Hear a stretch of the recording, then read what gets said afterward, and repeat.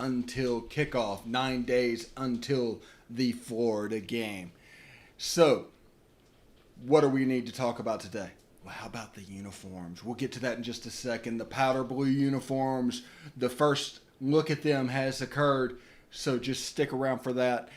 But before we get into that, I want to talk about subscribing to YouTube, joining on Facebook group, liking our Facebook page, both shows, we have one, following our Twitch channel.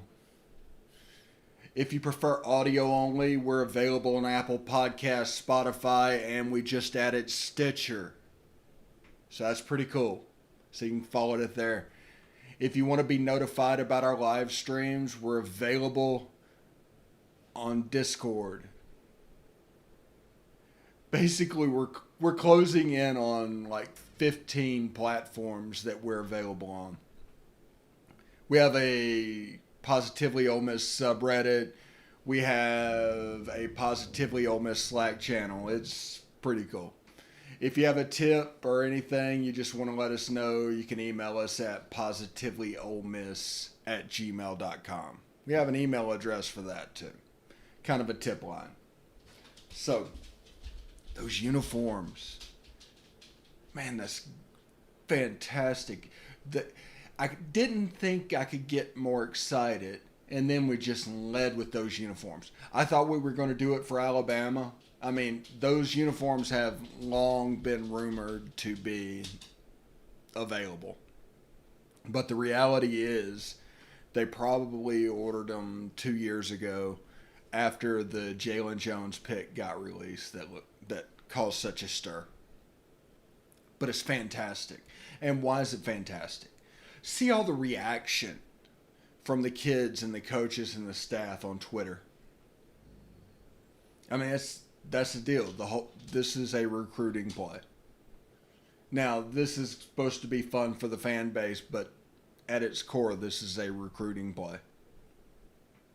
It's going to go through social media from one high-profile recruit to another. I expect the graphics made and Photoshop to send recruits will be of the powder blue variety. So it's all going to come down to that. Everything this staff does, other than on the field stuff, is about recruiting. Everything. On the field, it's about competition. The best will play. And realize that this podcast has no favorites when it comes to players. Whoever wins the job needs to play. The best player needs to play. We're behind them 100% no matter who is out there. We're fans of Ole Miss, not a certain player. Now, I realize in politics right now, you take one extreme or the other and you don't meet in the middle. So my stance is probably not a popular one. That's okay. But whoever wins the job has this podcast full support. We're not going to pick and choose. But what we saw released was the powder blue helmet with the powder blue jersey. We did not see the pants. They could be white. They could be gray. But they need to be gray. They really need to be gray. The gray is what caused the stir. It's kind of a unique look. It's something we can use and recruit to because we already have some of the best looking uniforms in college football. Red with the powder blue helmet, blue with the navy blue helmet, white with the powder blue helmet. White with the white helmet looks great too. I mean, it's hard to go wrong with our color scheme.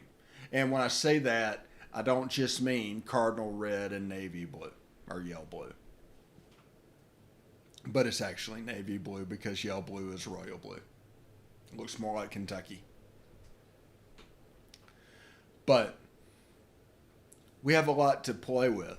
I mean, white is obvious.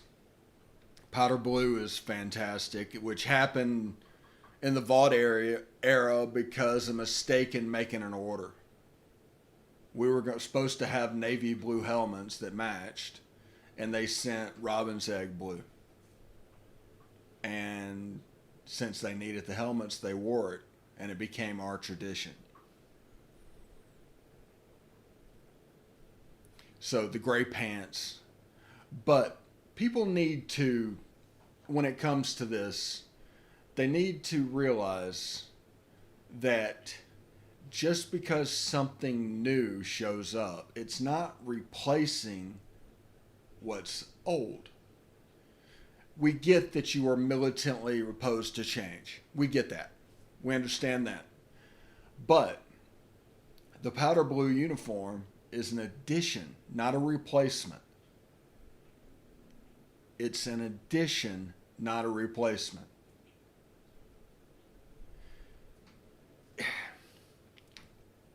It's going to look fantastic on TV. I'm not worried about it. And also the Houston Oilers look is in play with the white helmet coming back. White helmet, blue jersey, white pants. That's available and in our toolkit as well. We can do that.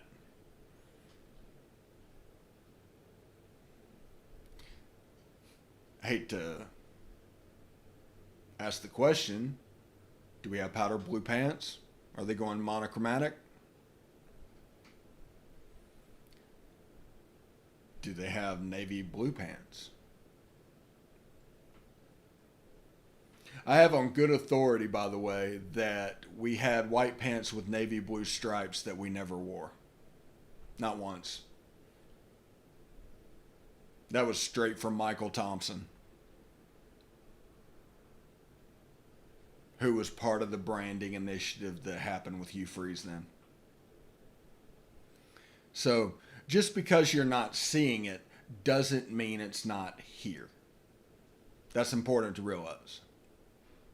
But we get these super clean ice jerseys of powder blue and powder blue. For the first time in Ole Miss history, they are going to grace a field together. Anyway, we'll talk to you later, just after this break. This is Positively Ole Miss, the POMcast. Thanks for listening.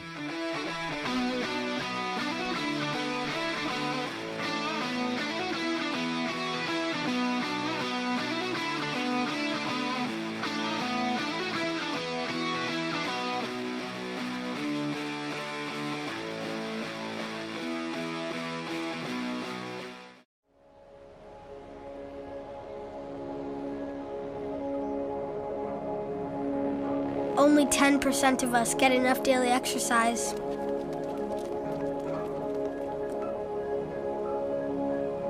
And that number is dropping.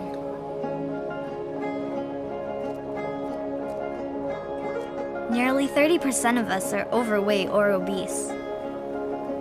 We spend 6 hours a day in front of a screen.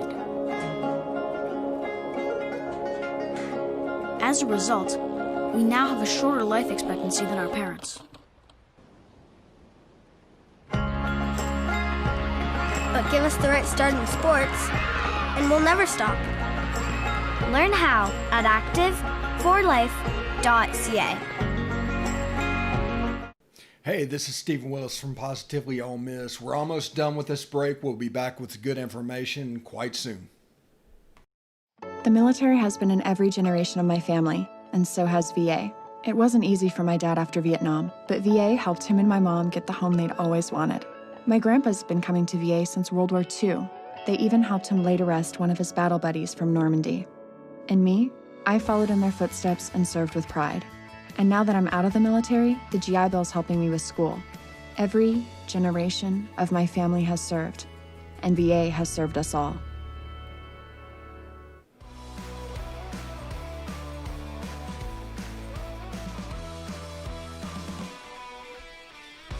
Welcome back. I am your host, Stephen Willis, here to talk to you about all things Ole Miss.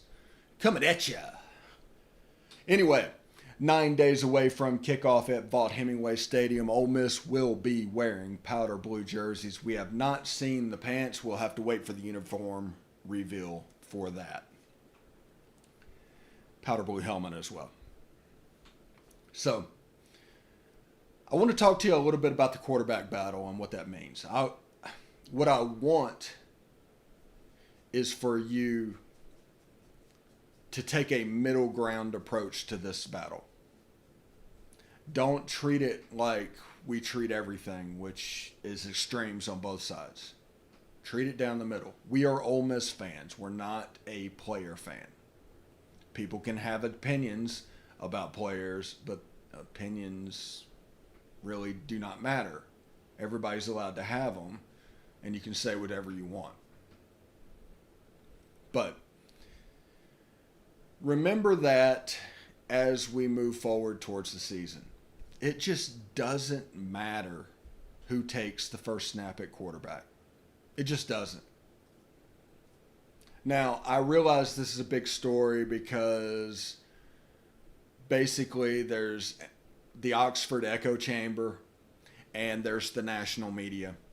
And they have different places they are coming from, but they're trying to make this the story because people want answers and there are no answers to give. So they do the anonymous sources game and play the telephone game, and it just goes round and round in Oxford. I mean, you don't go like 2 for 25 on 2 signing days and not need a win. I get it. I mean, it's just worth pointing out, just that we need to look. They're trying to play the drama game. Now, in doing so, because they do not care about Ole Miss, they only care about their business model, which one of them is happiness and one of is anger. And you're going to make money if either of those are hit. If you're angry, you're going to go over to one side. If you're happy, you're going to go over to the other. That's the fact. Although I don't know this year because it's a little bit different. And if you hear press conferences, you can pick that out. Also, on our YouTube channel, Positively Ole Miss, the press conferences in full are available the day of the press conferences. So you can see what they're going to write their stories on the next couple of days. Little inside baseball there. And you can see the facial expressions and body language of the answer when they're giving it. It's important. It's real. You can see who is asking questions and what is the quality of questions they're asking.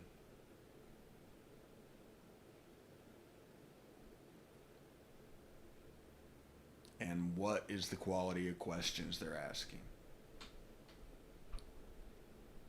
You can see the ones that always are planning on figuring out how they're going to go negative by the way they ask their questions. So that's just something. Go to our YouTube page, subscribe. The podcast, all the videos are there as well. You can go to facebook.com/POMcast. At the top, you can hit watch video. That's going to take you to our YouTube channel. So we're kind of building up in 2 places at the moment, and we're going to be available everywhere. We're going to disseminate it however you want to watch, but right now, those two are coming into focus, along with our audio-only SoundCloud, Apple Podcasts, Spotify, Stitcher. However you want to consume it that way, you can do that as well. It's not important how you consume our content. It's important that you consume it. It's a true multimedia experience. Probably the only time this has ever been attempted. And it's just going to work out. So, again, let's talk about the quarterback competition. We are Ole Miss fans. We're not fans of a single player. Whoever they put out at center, they're going to have our full support because they are Ole Miss's quarterback.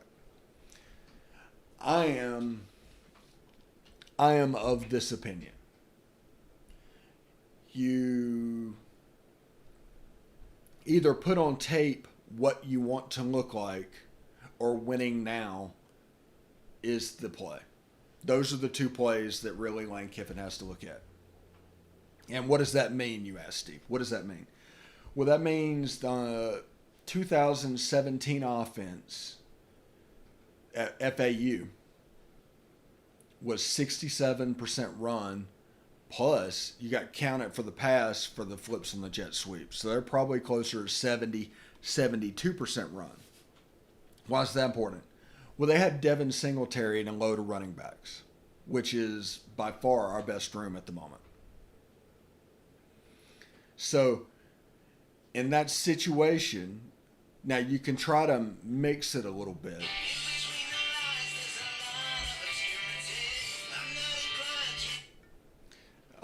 You can try to mix it a little bit and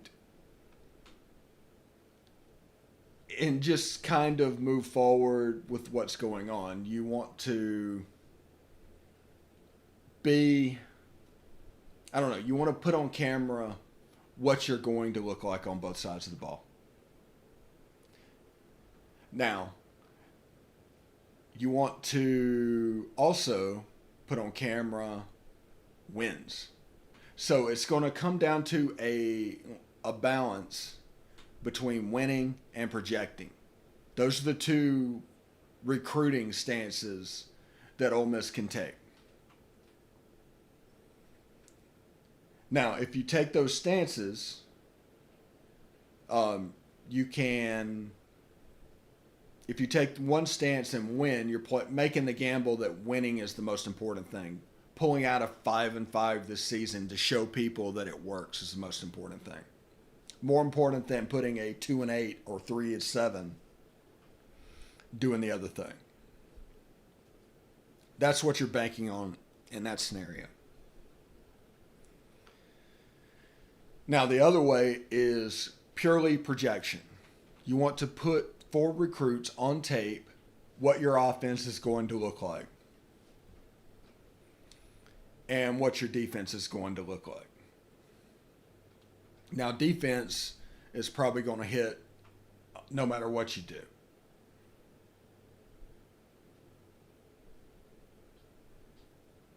But those are the two paths forward. Again, it doesn't matter to this podcast who the quarterback is. We need to get out of that realm of thinking. Quit rooting for a quarterback. Hope that we find a quarterback. That should be what we're doing. Hope that we find a quarterback.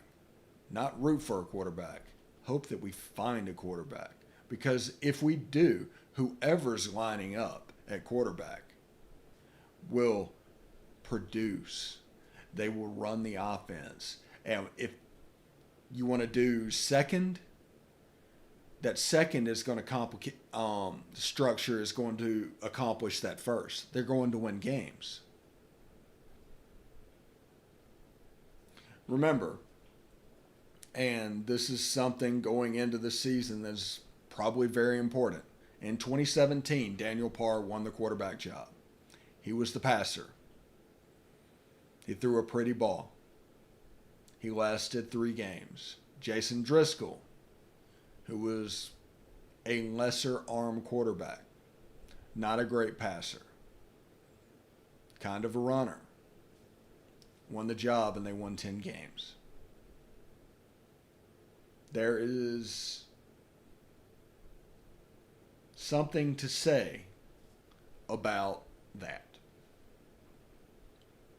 Remember, it doesn't matter who wins the job. It doesn't matter at all who takes the first snap against Florida. It doesn't matter, really, who takes the last snap against LSU. It just doesn't. All right, Egg Bowl preview coming up. I'll talk to you then.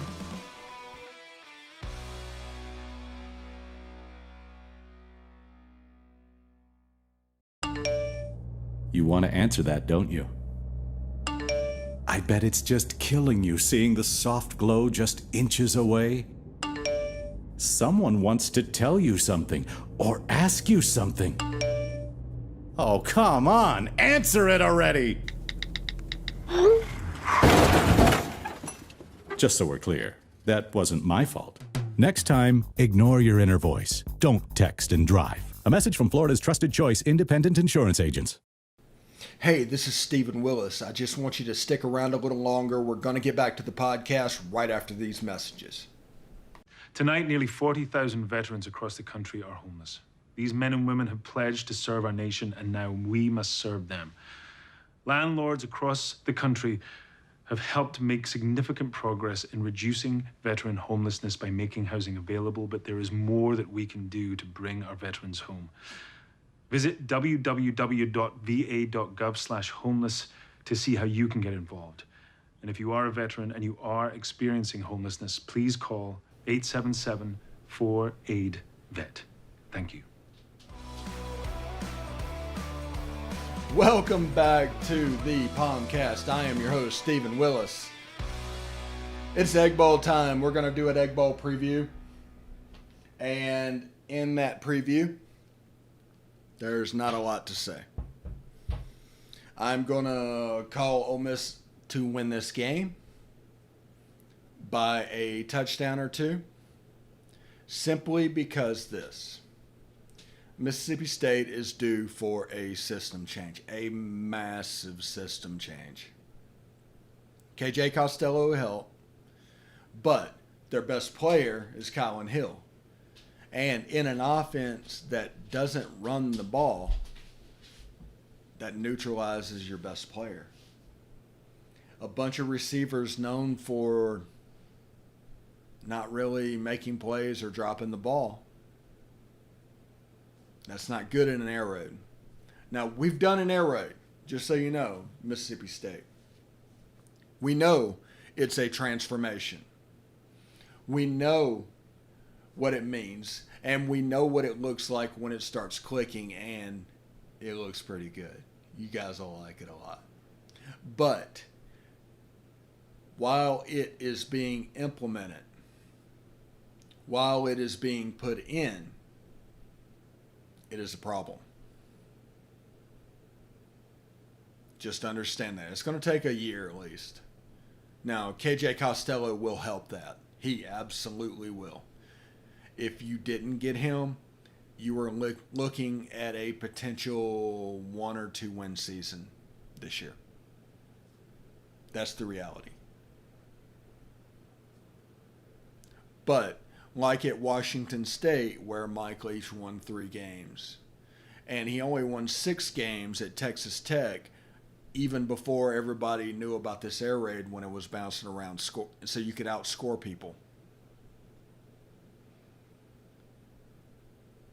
You just have to take into account that that's happening. They have a major weakness on the defensive side of the ball as well. So, I'm not saying that Mike Leach was a poor hire. And my wife, she just told me like 5 minutes ago, when it comes to Mike Leach, how do you root so hard for a person in Mike Leach and hate everything about their school they went to? And that's true. That's kind of how I feel as well. I don't like anything to do with Mississippi State. But I like Mike Leach. He's fun. I like his pirate stories. I like his press conferences. I like the whole 9 yards. But I have Ole Miss winning this game, let's say by a touchdown.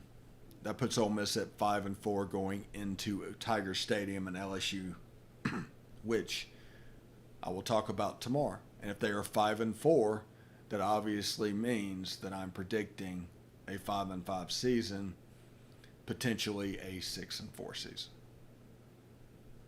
Which, and under that case, with that happening, you have the ability to recruit. You can point to a direction. Now, it's not going to help you in 2021, where the dead period has been extended until January. No visits. That's March to January, no visits.